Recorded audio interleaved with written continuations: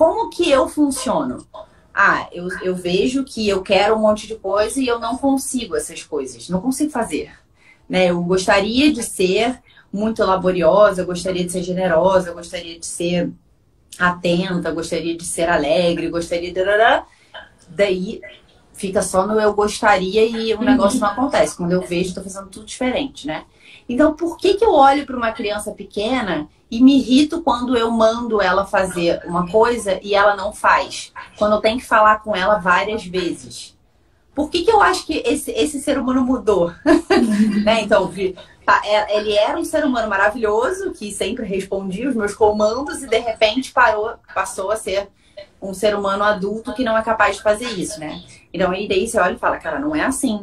Certamente, uma criança tem a mesma dificuldade que eu tenho, né? E aí você consegue confrontar com algumas teorias educativas que, na verdade, são teorias absurdas, né? Achando que a criança só tem coisa boa dentro dela, que ela não tem maldade, que ela não tem... enfim, que ela só quer coisas maravilhosas e tal. E isso frustra muitos pais, porque eles começam a achar que o filho deles é que tem um problema, né? E que não é uma questão do ser humano. Então, eu acho que isso tudo também me ajudou. Então, às vezes o pessoal fala, mas em que livro de educação você viu isso?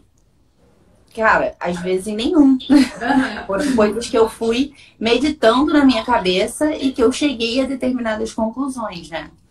Então, mais ou menos assim. Uma coisa que você falou ontem na aula, que eu até anotei aqui, né?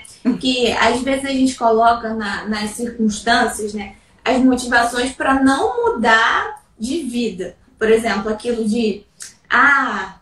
nunca vi uma criança que até adulto vai dormir na cama dos pais, né? Você falou isso. E isso me tocou, porque eu botei também pra mim agora, né?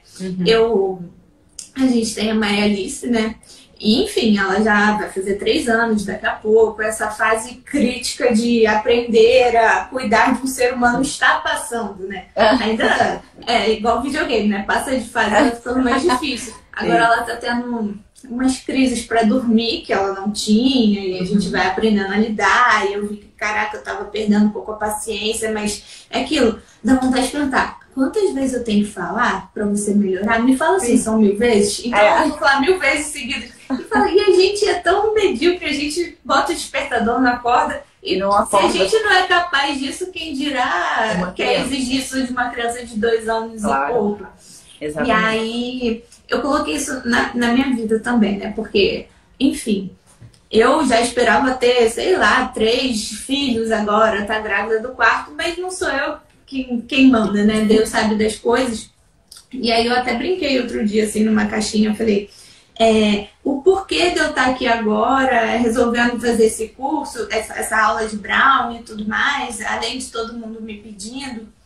Por isso, agora eu consigo encaixar isso na minha rotina, né?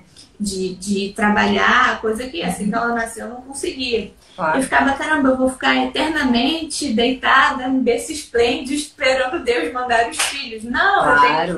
Eu tenho que estar fazendo o que eu tenho que fazer agora. Não esperar uma coisa que eu nem sei, que eu sei que pode nem acontecer. Exatamente. E aí ser ativa naquilo que é a minha possibilidade, né? Uma coisa que São José Maria falava que é aquele que puder ser sábio, a gente não vai perdoar se ele não for, entendeu? Exato. Então, se eu tenho essa chance, talvez, de ajudar as outras mulheres, assim como você faz, se você não fizer, eu não vou te perdoar por isso, né? Você vai estar deixando de fazer uma coisa que Deus esperava de você. Aquela frase, né? A quem muito foi dado, muito será muito será. Isso. E aí eu fiquei, né, refletindo sobre isso, de como a gente às vezes quer colocar motivo de aceitar aquilo que vem acontecendo na nossa vida e falar, tá tudo bem, tá difícil, nunca vi uma criança, sei lá, um adulto mamando mamadeira, se bem que hoje em dia a gente já tá vendo isso, né? Isso não é mais uma total verdade. E deixa eu te perguntar, assim, o que é essencial para você se manter firme, assim, nessa sua decisão, né? Eu acho que a resposta é até um pouco a gente sabe, né, que vem do alto, que não é daqui, mas eu queria ouvir um pouquinho de você. Então, assim, um passinho atrás no que você falou, muitas vezes as pessoas olham para uma vida estática, assim, né? Puxa vida, olha como é que as coisas estão agora na minha vida. Agora na minha vida eu tenho pessoas que me ajudam na minha casa, que eu consigo contar com essas pessoas para me ajudar com a roupa, para me ajudar lavando a roupa, passando a roupa, fazendo a comida, né? Hoje eu tenho pessoas que me ajudam na educação dos meninos, né? Então, essa circunstância permitiu que eu conseguisse dar aula para as pessoas, né? Que eu conseguisse ter um tempinho a mais para conseguir preparar essas aulas, né? Então, não adianta a gente ficar... É isso que eu tentava falar ontem no curso, né? Muitas vezes a gente olha para a nossa circunstância e fala, não, mas eu não tenho gente que me ajuda em casa. Mas eu não... Então, por isso eu não posso tirar a televisão. Mas eu não tenho gente que não sei o quê. Então, por isso eu não posso trabalhar. Mas eu não tenho, né? Então, de fato, eu já passei por fases na minha vida que eu também não tinha várias coisas. E que isso me impedia de fazer várias coisas, né? Então, hoje em dia, eu consigo sair de vez em quando com o Ítalo para que a gente possa almoçar. Mas, durante muitos anos da nossa vida, inclusive a maior parte da nossa vida de casado, isso não era possível. Não era possível porque eu não tinha quem ficasse com as crianças. Não era possível porque eu não tinha dinheiro para poder sair com o Ítalo. E isso não pode se transformar num problema. Então quer dizer, por isso o nosso casamento não vai dar certo. Né? Então, por isso, porque eu não consigo cuidar especificamente dessa questão, né? E aí a gente fala, então, deixa pra lá, né? Tipo, não vai dar certo mesmo e a gente não faz nada pra resolver, né? Então, o que a gente fazia nessa época? Bem, as crianças vão dormir cedo e a gente vai jantar junto em casa. Se de vez em quando der pra gente fazer uma coisa diferente, tipo, pedir uma pizza, não sei o quê, muito bem. Se não, um picolé. Eu me lembro que a minha sogra, ela falava isso, porque minha sogra e o meu sogro contam que quando eles tinham que sair, eles saíam para tomar um picolé de uva, que era o que era possível na época, né?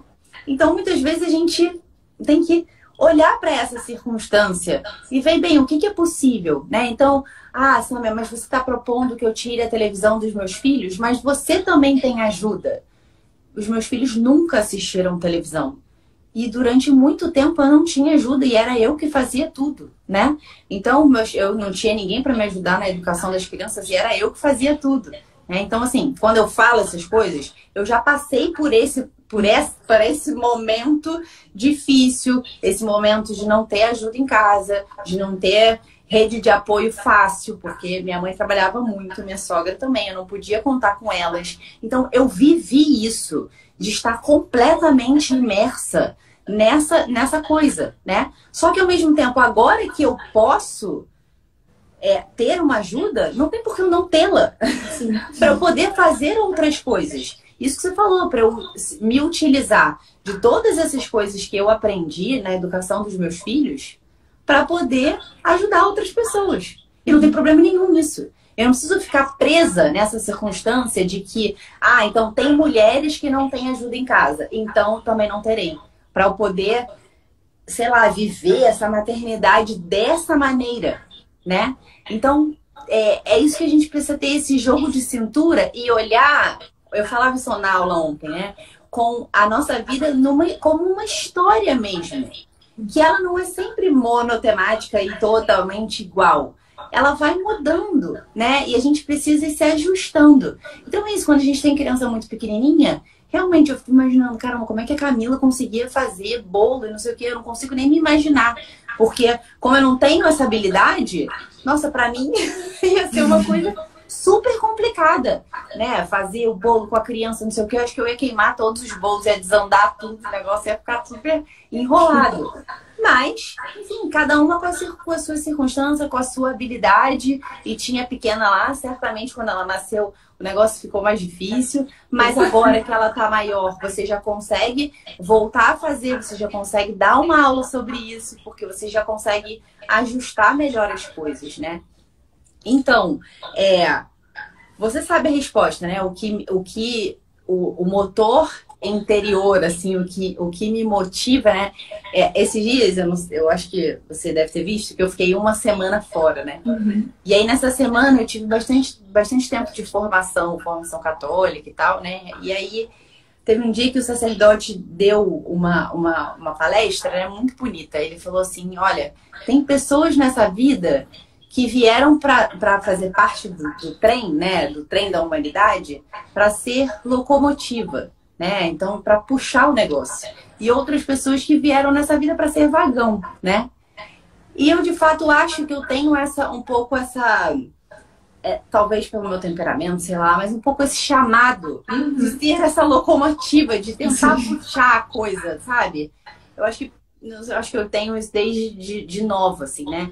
Então, eu acho que eu tenho esse chamado mesmo, assim, de tipo, vamos puxar, vamos colocar a serviço das pessoas as habilidades que Deus me deu, né? De capacidade de estudo, de capacidade de juntar uma coisa na outra e tentar fazer que a coisa fique um pouco mais fácil, um pouco mais palatável para que as pessoas possam entender, né?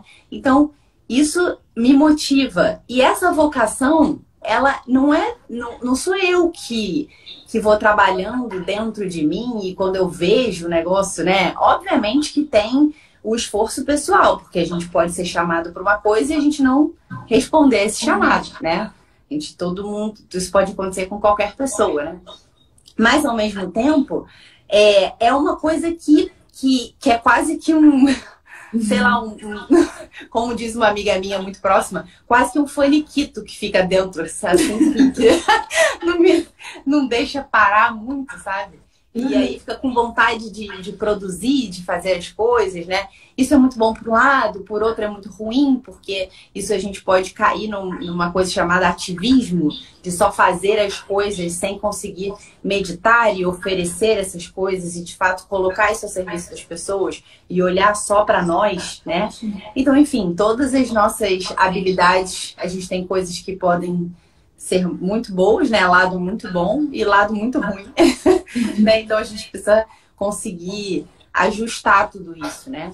Mas e esse chamado é um chamado que é anterior a mim, né? Eu também falei isso na aula ontem, né? A gente tá nessa vida por um motivo específico, né? Por um motivo especial. Algo nos sustenta no mundo que faz com que a gente tenha esse papel no mundo, né? E cada um de nós tem um papel no mundo. O papel da locomotiva é muito importante, mas o papel dos vagões também, porque senão não tem trem, né? Então, cada um dando tudo de si nessa circunstância que lhe cabe, né? Então, eu acho que é um pouco isso, né?